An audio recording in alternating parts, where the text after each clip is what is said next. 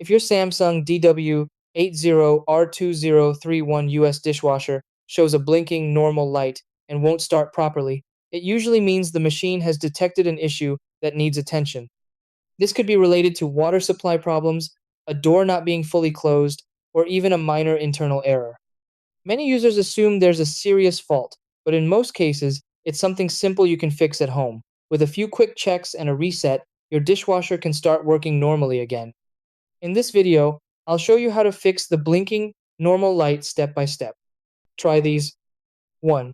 Turn off the dishwasher and unplug it for a few minutes to reset the system.